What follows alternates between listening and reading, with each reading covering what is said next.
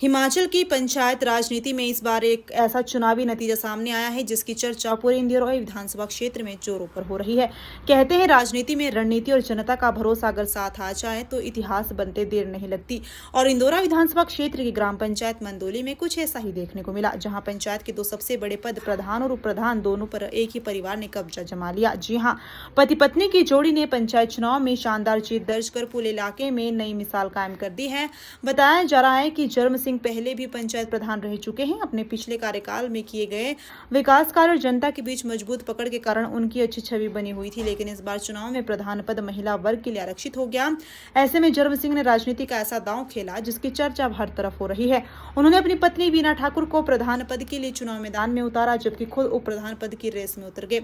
चुनाव प्रचार के दौरान इस दंपति ने पंचायत में विकास को नई गति देने, सड़क, पानी, सफाई और मूलभूत सुविधाओं को मजबूत करने का वादा किया। जनता ने भी जर्म सिंह के पिछले कार्यकाल और उनके विकास मॉडल पर भरोसा जताया और नतीजा हुआ कि वीना ठाकुर ने प्रधान पद पर शानदार जीत दर्ज की, जबकि जर्म सिंह उप प्रधान बन गए। जैसे ही परिणाम घोषित हुए, समर्थकों में खुशी की लहर दौड़ गई।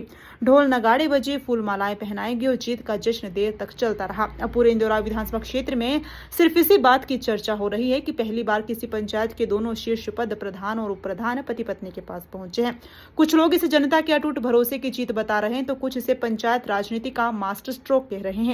लेकिन अब सबसे बड़ी चुनौती भी इसी दंपति के सामने होगी, क्योंकि जनता ने जिस भरोसे के साथ दोनों को पंचायत की जिम्मेदारी सौंपी है, अब लोगों की उम्मीदें भी दोगुनी हो चुकी है। ग्रामीणों का कहना है कि अगर पति पत्नी दोनों पंचायत की कमान संभाल रहे हैं तो विकास भी दोगुनी रफ्तार से होना चाहिए। फिलहाल ग्राम पंचायत मंदोली का ये चुनावी नतीजा पूरे क्षेत्र में चर्चा का विषय बना हुआ है और लोग इसे पंचायत राजनीति की सबसे अनोखी जीत बता रहे हैं। अब देखने वाली बात यह होगी क्या ये जोड़ी जनता की उम्मीदों पर पूरी तरह खरी उतरती है या फिर जीत सिर्फ एक चुनावी चर्चा बनकर रह जाएगी।